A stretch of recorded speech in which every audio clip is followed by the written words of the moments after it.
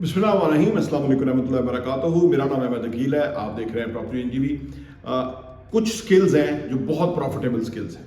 Sales skills बहुत profitable है, digital marketing profitable है, नेगोशिएशन स्किल बहुत प्रॉफिटेबल है, पीपल मैनेजमेंट बहुत बड़ी स्किल है। ठीक है, ये तमाम स्किल्स जो है बहुत इंपॉर्टेंट है।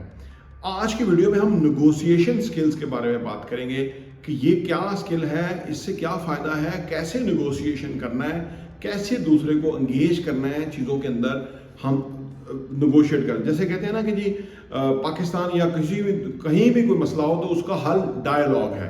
अगर हम डायलॉग कर लें, और डायलॉग आमतौर पर पॉलिटिशियंस किया करते हैं, जो एस्टेब्लिशमेंट है वो डायलॉग में पुअर हुआ करती है क्योंकि उनको अपने अथॉरिटी का बड़ा मान होता है, तो इसलिए वो नुकसान उठाते हैं, अपने अदारे को ख़राब करते हैं, अपने बारे में लोगों के दिलों में नफरत पैदा करवा लेते हैं क्योंकि उनको निगोशिएशन नहीं आता, डायलॉग नहीं आता। लेकिन जब हम नेगोशिएशन करें, डायलॉग करें, तो हम अगले का भी पॉइंट ऑफ व्यू समझ जाते हैं और अपना भी बताने में कामयाब हो जाते हैं। तो कहीं ना कहीं मीटिंग पॉइंट, ये बीच वाला रास्ता निकल आता है। पाकिस्तान में भी अगर अथॉरिटीज़ को डायलॉग करना आ जाए या नेगोशिएशन करना आ जाए तो ये सारा कन्फ्यूजन पैदा ही ना हो, मुल्क स्मूथ चलता रहे। या तरक्की याफ्ता कौमें जो हैं वो इस आर्ट को जानती हैं, इस स्किल को जानती हैं। या आप कारोबारी हैं तो आपको ये स्किल जाननी चाहिए। अगर है अच्छी स्किल है ये आपकी नेगोशिएशन, तो मुझे यकीन है कि इससे आपको बहुत फ़ायदा होगा। और अगर नहीं है तो हर स्किल जो है वो लर्नेबल है, सीखी जा सकती है। उस पर थोड़ा सा तवज्जो करें तो सीख जाएंगे। तो आज की वीडियो में आप जो नेगोशिएशन स्किल है ये ज़रूर सीख जाएंगे। आइए इस पर बात करते हैं।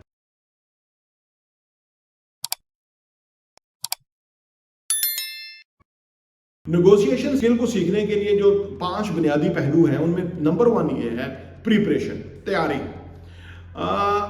जब भी कोई मामला करने लगे, बिजनेस में फर्ज करें हम कोई चीज़ बेचते हैं या कोई ख़रीदार है तो उसके साथ नेगोशिएशन करनी होती है।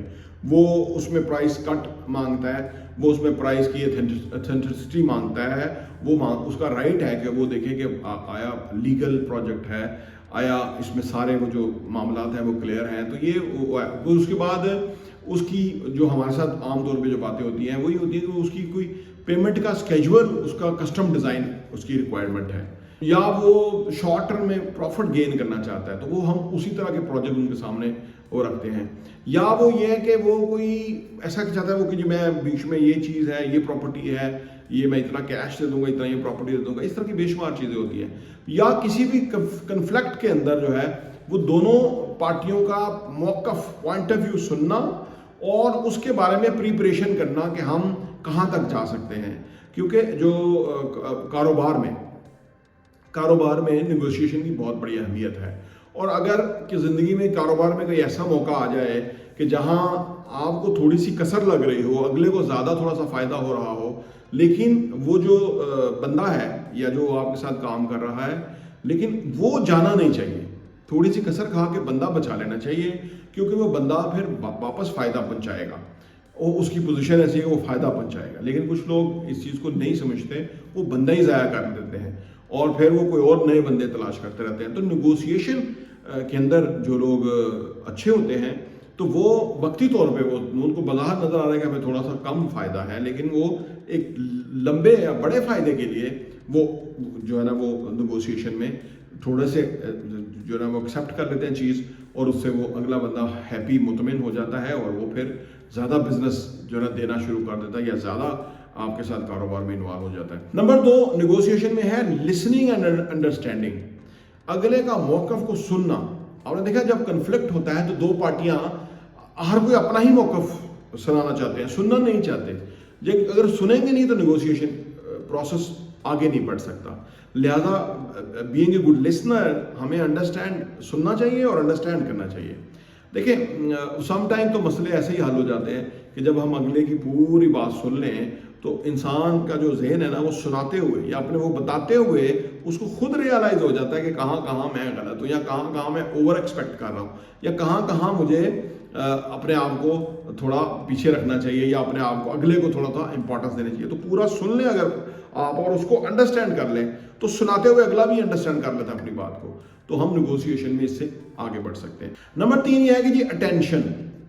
अगर हम कुछ भी काम अटेंशन से, तवज्जो से करें, हाँ जी, पूरा फोकस होकर, नबी पाक सल्लल्लाहु अलैहि वसल्लम کی ایک بہت ہی خوبصورت باتوں میں سے ایک خوبصورت بات یہ تھی کہ وہ آپ صلی اللہ علیہ وسلم جب کوئی بھی بات کرتا تھا تو اس کو پوری توجہ دیتے تھے، یعنی اس طرح منہ کر کے نہیں دیکھتے تھے، وہ پوری اپنا جو رخ مبارک ہے وہ اس طرف موڑ لیتے تھے پوری اٹینشن کے ساتھ۔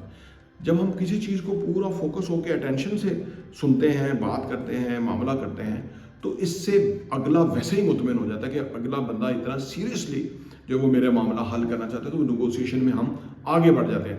اگر ہم نیگوسیشن کرنا چاہتے ہیں اور ہم ٹیلی فون پہ ہیں اور اگلے کو اہمیت نہیں دے رہے اور وہ ریئلائز کر رہا ہے کہ اس بندے کی باڈی لینگویج بتا رہی ہے کہ یہ میرے ساتھ نہ سنے گا نہ یہ اچھی بات کرے گا، تو وہ نیگیٹو ہو جاتا ہے۔ جب ہم پوری توجہ سے اگلے کی بات سنیں تو وہ پازیٹیو رہتا ہے، وہ کہتا ہے کہ یہ بہت کنسرن ہے میرا مسئلہ حل کرنے یا میرے ساتھ مسئلہ حل کرنے میں۔ تو یہ اٹینشن بھی بڑی ضروری ہے نیگوشیشن۔ نمبر 4 یہ ہے کہ جی انگیجمنٹ، اگلے کو انگیج کرنا، اگلے کو انوالو کرنا، انگیج کرنا جو ہے وہ بڑا ہی امپورٹنٹ ہے نیگوسیشن کے اندر۔ بندہ اگلے کو یہ کہہ سکتا ہے کہ بھائی آپ کی فیور میں بھی آپ کی بات بھی سنی جائے گی، ہماری بھی سنی جائے گی، انشاءاللہ ایسا کریں گے کہ آپ کو نقصان نہیں ہوگا، آپ کے خلاف بات نہیں ہوگی، آپ کو جو ہے نا پورا بینیفٹ دیا جائے گا۔ اب یہ کیا کہ اگلا انگیج ہو جاتا ہے، وہی تو وہ چاہتا ہے، تو وہ انگیج ہو جاتا ہے، ہاں جی ٹھیک ہے جی آپ بات کریں، یا میں سن رہا ہوں، یا میں آپ سے۔ تو اس سے کیا ہوتا ہے، جب بندہ انگیج ہوتا ہے تو وہیں سے تو آگے وہ بڑھے گا نا، وہیں سے تو وہ کچھ اگلے کا بھی پوائنٹ آف ویو سنے گا۔ تو جب انگیج ہی نہیں کریں گے اگلے کو، انوالو ہی نہیں کریں گے اگلے کو، یعنی اگلے کو وہ متوجہ ہی نہیں کریں گے نا، تو پھر وہ کچھ بھی نہیں آگے بڑھ سکتا۔